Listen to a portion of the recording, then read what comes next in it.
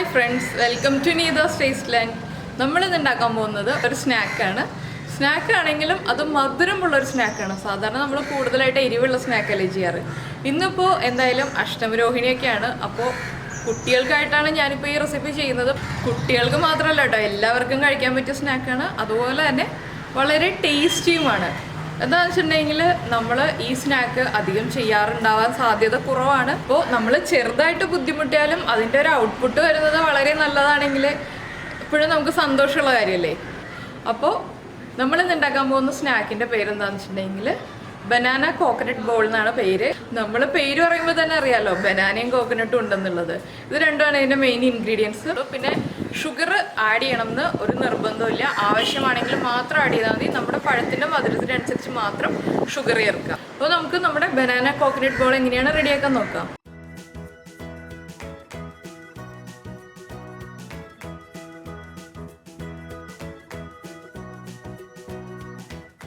നമുക്ക് നമ്മുടെ banana coconut ബോളിന് ആവശ്യമായിട്ടുള്ള ഇൻഗ്രീഡിയൻസ് നോക്കാം. നമ്മൾ 3 വലിയ ഏത്തപ്പഴം ഇഡ്ഡലിത്തട്ടിൽ വെച്ചിട്ട് കുക്ക് ചെയ്തെടുത്തതാണ്. വെള്ളത്തിൽ ഇട്ടിട്ട് വേവിച്ചെടുക്കരുത്. എന്താണെന്ന് വെച്ചിട്ടുണ്ടെങ്കിൽ നമ്മുടെ പഴത്തിന് ആ വെള്ളത്തിന്റെ ആ ഒരു ടേസ്റ്റ് വരും. അതുകൊണ്ട് ഇഡ്ഡലിത്തട്ടിൽ വെച്ചിട്ട് ആവി കയറ്റിയെടുക്കുക. പിന്നെ നമ്മൾ എടുത്തിരിക്കുന്നത് തേങ്ങ ചിരവിയത്, മൈദപ്പൊടി, ഏലക്ക, കാഷ്യൂ നട്ട്, പഞ്ചസാര. ഇതിപ്പോ കുട്ടികൾക്കുള്ള റെസിപ്പി ആയിട്ട് ചെയ്യുന്നതുകൊണ്ട് ഞാനിപ്പോ കുറച്ച് പഞ്ചസാര ചേർക്കുന്നുണ്ട്. ഇപ്പൊ മധുരം അധികം വേണ്ട എന്നുണ്ടെങ്കിൽ പഞ്ചസാര ഒഴിവാക്കാം. പിന്നെ നമ്മൾ എടുത്തിട്ടുള്ളത് നെയ്യാണ്. അപ്പോൾ ഏത്തപ്പഴം എടുക്കുമ്പോൾ നന്നായിട്ട് പഴുത്ത് തൊലി നല്ല ഡാർക്ക് കളറായിട്ടുള്ള പഴം എടുക്കുക. എന്താണെന്ന് വെച്ചിട്ടുണ്ടെങ്കിൽ നല്ല പഴുത്ത പഴമാണെങ്കിൽ നമ്മുടെ ബനാന ബോളിന് ടേസ്റ്റ് ഉണ്ടാവുള്ളൂ. അതുകൊണ്ടാണ് പഴുത്ത പഴം എടുക്കാന്ന് എടുത്തു പറയുന്നത്.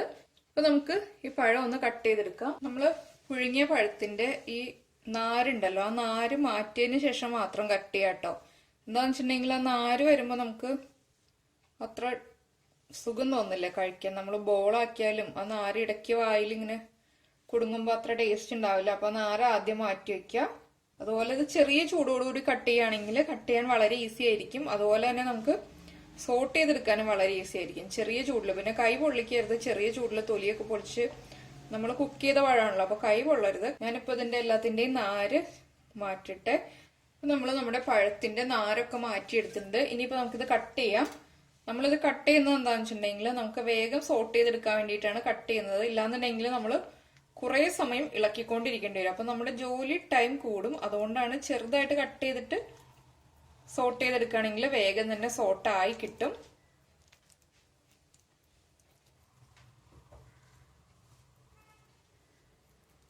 പിന്നെ ഇതിന്റെ ഉള്ളില് ആ ഒരു ബ്ലാക്ക് കളറില് ഈ പഴത്തിന്റെ സീഡ്സ് ഉണ്ടല്ലോ, ആ സീഡ്സ് കഴിക്കാൻ താല്പര്യമില്ലാന്നുണ്ടെങ്കിൽ നീളത്തിൽ അങ്ങ് കട്ട് ചെയ്തിട്ട് സീഡ്സ് റിമൂവ് ചെയ്യുക. അതിനുശേഷം മാത്രം ചെറുതായിട്ട് കട്ട് ചെയ്തെടുക്കുക. അങ്ങനെയാണെങ്കിലും ചെയ്യാം. ഞാനിപ്പോ സീഡ്സ് റിമൂവ് ചെയ്യുന്നില്ല. സീഡ്സ് താല്പര്യമില്ലാത്ത ആളുകൾക്ക് അത് റിമൂവ് ചെയ്യാം. പിന്നെ കൊച്ചു കുട്ടികൾക്ക് നമ്മൾ സാധാരണ പഴമൊക്കെ കൊടുക്കുമ്പോൾ സീഡ്സ് ഒക്കെ റിമൂവ് ചെയ്തിട്ട് കൊടുക്കാറുണ്ട്. നമ്മൾ പഴം കനലിലൊക്കെ ചുട്ടു കൊടുക്കാറില്ലേ, ഇപ്പൊ ആരും ചെയ്യാറുണ്ടോന്ന് അറിയില്ല. ഇപ്പൊ കനൽ തന്നെ ഇല്ല. അപ്പൊ നമുക്ക് പഴം മുഴുവനും ഇതുപോലെ തന്നെ കട്ട് ചെയ്തെടുക്കാം. ഇപ്പൊ നമ്മുടെ പാൻ ചൂടായിട്ടുണ്ട്. പാനിലേക്ക് നമുക്ക് നെയ്യ് ചേർത്ത് കൊടുക്കാം. കുറച്ച് നെയ്യ് മതി കേട്ടോ, കൂടുതൽ നെയ്യ് നമ്മൾ യൂസ് ചെയ്യുന്നില്ല. എന്താന്ന് വെച്ചിട്ടുണ്ടെങ്കിൽ ആ നെയ്യുടെ ഒരു ടേസ്റ്റ് കിട്ടുക. പിന്നെ നമ്മുടെ കാഷ്യൂ നട്ട്സും പഴവും ഒന്ന് സോട്ട് ചെയ്തെടുക്കുക, അത്രേ ഉള്ളൂ. ഈ ചൂടായ നെയ്യിലേക്ക് നമുക്ക് ആദ്യം നമ്മുടെ കാഷ്യൂ നട്ട് ചെറുതായിട്ട് കട്ട് ചെയ്ത് വെച്ചിരിക്കുന്നത് ചേർക്കുക. എന്താണെന്ന് വെച്ചാൽ കാഷ്യൂ നട്ട് വലുതായിട്ടുണ്ടെങ്കിൽ നമുക്ക് ഈ ബോളിൽ കഴിക്കാൻ അത്ര ടേസ്റ്റ് ഉണ്ടാവില്ല. അതുകൊണ്ടാണ് ചെറുതായിട്ട് കട്ട് ചെയ്ത് ചേർക്കുന്നത്. നമ്മുടെ ഈ കാഷ്യൂ നട്ട് ഒന്ന് ലൈറ്റ് ആയിട്ടൊന്ന് കളർ ചേഞ്ച് ആയി വരട്ടെ. കൂടുതൽ ബ്രൗൺ ഷെയ്ഡ് ആയി പോയിട്ടുണ്ടെങ്കിൽ കാഷ്യൂ നട്ട് കഴിക്കുമ്പോൾ ടേസ്റ്റ് ഉണ്ടാവില്ല. ലൈറ്റ് ആയിട്ട് കളറൊന്ന് മാറി നമ്മൾ പായസത്തിലൊക്കെ ചേർക്കുമ്പോൾ ചെയ്യുന്ന പോലെ തന്നെ. പിന്നെ ഇതിലേക്ക് ആൽമണ്ട്സ് ചേർക്കണമെങ്കിൽ ആൽമണ്ട്സ് ചേർക്കാം, റൈസിൻസ് ചേർക്കണം എന്നുണ്ടെങ്കിൽ റൈസിൻസ് ചേർക്കാം. പുളിയുള്ള ഏത്തപ്പഴമാണെങ്കിൽ പഞ്ചസാര നമ്മൾ കൂടുതൽ ചേർക്കണം. ചില ഏത്തപ്പഴത്തിന് പുളി ഉണ്ടാവും. അപ്പോൾ ഏത്തപ്പഴം കുക്ക് ചെയ്തതിന് ശേഷം നമ്മൾ ഒരു ചെറിയ പീസ് ഒന്ന് കഴിച്ചു നോക്കാം മധുരം എങ്ങനെയുണ്ടെന്നുള്ളത്. അതനുസരിച്ചാണ് പഞ്ചസാര ചേർത്ത് കൊടുക്കേണ്ടത്. അപ്പൊ നമ്മുടെ കാഷ്യൂ നട്ടിന്റെ കളർ ഒന്ന് ചേഞ്ച് ആയി വന്നിട്ടുണ്ട്. നമുക്ക് ഇതിലേക്ക് കട്ട് ചെയ്ത് വെച്ച പഴം ചേർക്കാം. ഇനി ഇത് ലോ ഫ്ലെയിമിൽ ഇട്ടിട്ട് നന്നായി ഒന്ന് ഉടഞ്ഞു വരുന്നത് വരെ ഷോർട്ട് ചെയ്തെടുക്കുക. അതുപോലെ തന്നെ നമ്മളൊന്ന് ഉടച്ചു കൊടുക്കുക. ചെറുതായിട്ടൊന്ന് ഉടച്ചു കൊടുക്കുകയാണെങ്കിൽ വേഗം തന്നെ ഉടഞ്ഞു കിട്ടും. ഇതിൽ നെയ്യ് ഒഴിവാക്കണം എന്നുണ്ടെങ്കിൽ നെയ്യ് ഒഴിവാക്കിയതിന് ശേഷം പഴം ഉടച്ചെടുത്താൽ മതി. അപ്പോൾ എന്താണെന്ന് വെച്ചാൽ ആ നെയ്യുടെ ടേസ്റ്റ് ഒന്നും വരില്ല. അപ്പോൾ കുറച്ച് ടേസ്റ്റ് കുറവായിരിക്കും നമ്മുടെ റെസിപ്പിക്ക്. കൂടുതൽ ടേസ്റ്റ് വേണമെന്നുണ്ടെങ്കിൽ കുറച്ച് നെയ്യ് ആഡ് ചെയ്തേ പറ്റുള്ളൂ. പിന്നെ കുട്ടികൾക്കൊക്കെ ആകുമ്പോൾ നെയ്യ് ചേർത്ത് കൊടുക്കുന്നത് തന്നെയല്ലേ നല്ലത്. ഇതിങ്ങനെ ഇളക്കി വരുമ്പോൾ തന്നെ ഉടഞ്ഞു വന്നോളൂ കേട്ടോ. പിന്നെ വലിയ പീസൊക്കെ വരികയാണെങ്കിൽ മാത്രം നമ്മളൊന്ന് ഉടച്ചു കൊടുത്താൽ മതി. ഇല്ല നമ്മളിതുപോലെ കട്ട് ചെയ്യാതെ ചേർക്കുകയാണെന്നുണ്ടെങ്കിൽ കുറേ സമയം എടുത്താലേ നമുക്കിത് ഉടച്ചെടുക്കാൻ പറ്റുള്ളൂ. അതുകൊണ്ടാണ് കട്ട് ചെയ്ത് ചേർക്കണമെന്ന് ഞാൻ നേരത്തെ കട്ട് ചെയ്തപ്പോൾ പറഞ്ഞത്. സമയത്ത് നമുക്ക് കുറച്ച് ഷുഗർ ഇതിലേക്ക് ആഡ് ചെയ്യാം. എന്താണെന്ന് വെച്ചിട്ടുണ്ടെങ്കിൽ ഇത് നല്ല മധുരമുള്ള പഴമാണ്. അപ്പോൾ വളരെ കുറച്ച് പഞ്ചസാരയെ ഞാൻ ചേർക്കുന്നുള്ളൂ.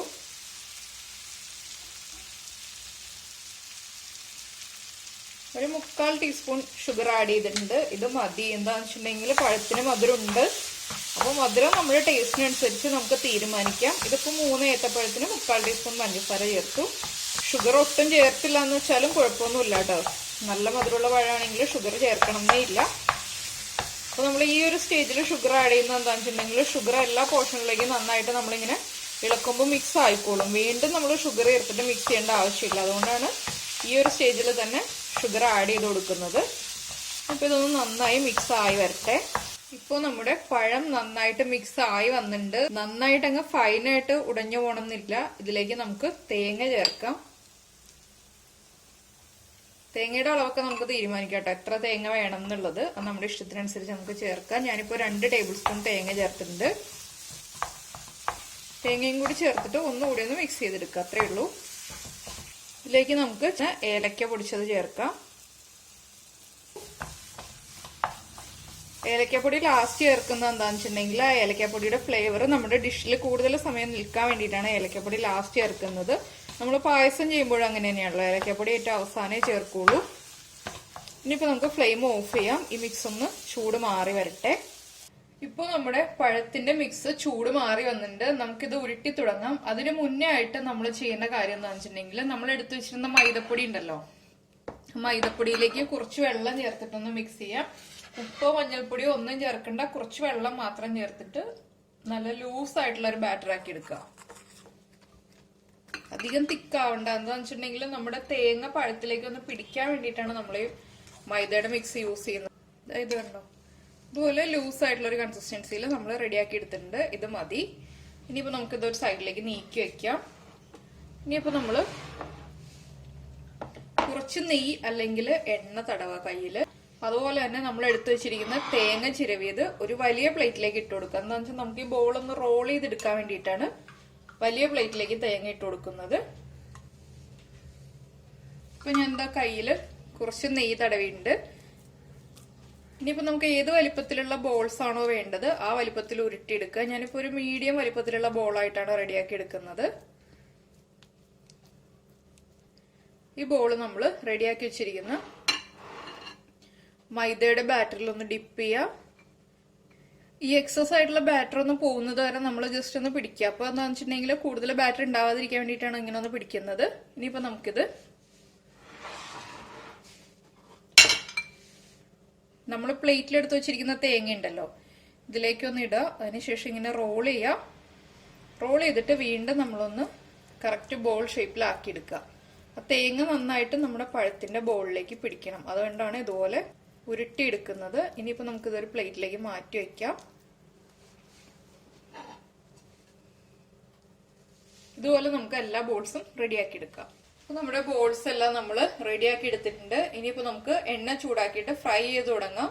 നമ്മളിപ്പോ പഴംപൊരിയൊക്കെ ചെയ്യുന്ന പോലെ നന്നായിട്ട് ചൂടായി പോകണ്ട. എന്താന്ന് വെച്ചിട്ടുണ്ടെങ്കിൽ നമ്മുടെ തേങ്ങ കരിഞ്ഞു പോകാതിരിക്കാൻ വേണ്ടിയിട്ടാണ് മീഡിയം ചൂടാകുമ്പോൾ ഫ്ലെയിം കുറച്ച് വെക്കുക. മീഡിയം ചൂടാകുന്നത് വരെ ഹൈ ഫ്ലെയിമിൽ വെച്ചതിന് ശേഷം വീണ്ടും നമ്മൾ ഈ ബോൾസ് ഇട്ട് കൊടുക്കുന്നതിന് തൊട്ട് മുന്നേ ഫ്ലെയിം കുറച്ച് വെക്കുക. അതിനുശേഷം നമ്മൾ റെഡിയാക്കി വെച്ചിരിക്കുന്ന ബോൾസ് ഓരോന്നായിട്ട് എണ്ണയിലേക്ക് ഇട്ട് കൊടുക്കുക. ഇത് ചെയ്യുമ്പോൾ നമ്മൾ ഡീപ് ഫ്രൈ തന്നെ ചെയ്യണം. ഇല്ലാന്നുണ്ടെങ്കിൽ ഷാലോ ഫ്രൈ ചെയ്താൽ കറക്റ്റ് ആവില്ല.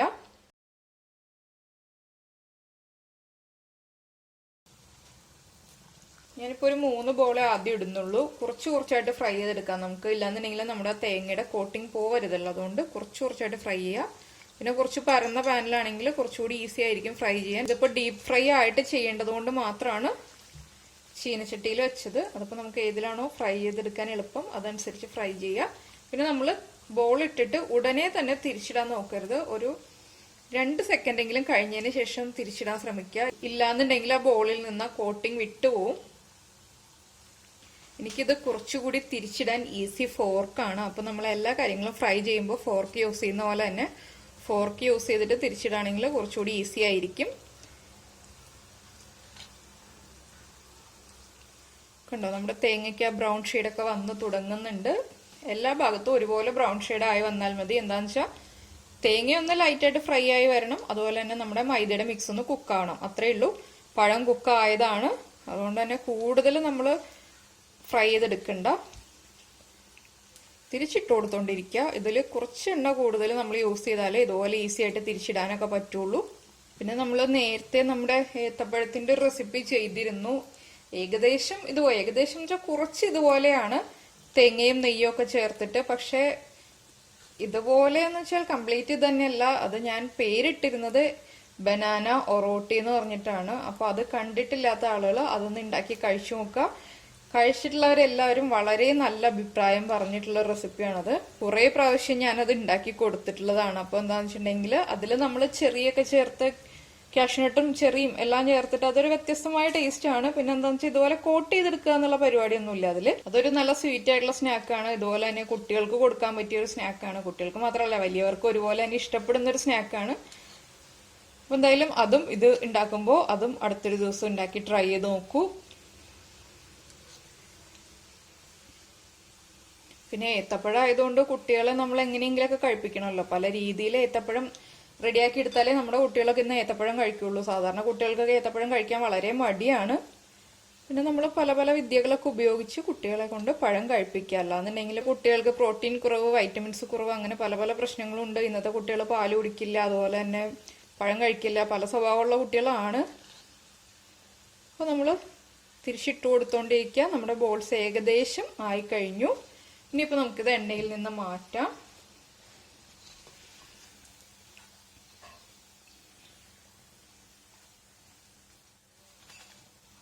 കണ്ടോ, നല്ല ഭംഗിയായിട്ട് ഫ്രൈ ആയി വന്നിട്ടുണ്ട്. നമുക്ക് ബാക്കിയുള്ളതും ഇതുപോലെ തന്നെ ഫ്രൈ ചെയ്തെടുക്കാം. അപ്പൊ ഞാനിതിനി അടുത്ത ബാച്ചായിട്ട് ഫ്രൈ ചെയ്തെടുക്കട്ടെ. അപ്പൊ അങ്ങനെ ഇതാ നമ്മള് നമ്മുടെ ബനാന കോക്കനട്ട് ബോൾസ് എല്ലാം പ്ലേറ്റിലേക്ക് മാറ്റി. ഇതിപ്പോ പുറം നല്ല ക്രിസ്പിയാണ്. നമ്മൾ എടുത്തു നോക്കുകയാണെങ്കിൽ ആ തേങ്ങയുടെ ഒരു ക്രിസ്പിനെസ് ഒക്കെ ഉണ്ടല്ലോ. കുട്ടികൾക്കൊക്കെ ഉണ്ടാക്കി കൊടുത്തതിന് ശേഷം കുട്ടികൾ കഴിച്ച് ഇഷ്ടപ്പെട്ട് കഴിയുമ്പോൾ ഫീഡ്ബാക്ക് ഒക്കെ അറിയിക്കാം. അതുപോലെ തന്നെ ലൈക്ക് ചെയ്യുക, ഷെയർ ചെയ്യുക, കമന്റ് ചെയ്യുക. സബ്സ്ക്രൈബ് ചെയ്യാത്ത ആളുകൾ സബ്സ്ക്രൈബ് ചെയ്യുക. നമുക്ക് നമ്മുടെ അടുത്ത റെസിപ്പിയുമായിട്ട് അടുത്ത ദിവസം കാണാം. Thank you. നിങ്ങൾ ആദ്യമായിട്ടാണ് ഈ ചാനൽ കാണുന്നതെങ്കിൽ സബ്സ്ക്രൈബ് ബട്ടൺ ക്ലിക്ക് ചെയ്തതിന് ശേഷം അതിന്റെ റൈറ്റ് സൈഡിൽ കാണുന്ന ബെൽ ഐക്കണിലും കൂടി ക്ലിക്ക് ചെയ്യുക. അപ്പോൾ ഞാൻ അപ്ലോഡ് ചെയ്യുന്ന എല്ലാ വീഡിയോകളും ഉടൻ തന്നെ നിങ്ങളിലേക്ക് എത്തുന്നതായിരിക്കും.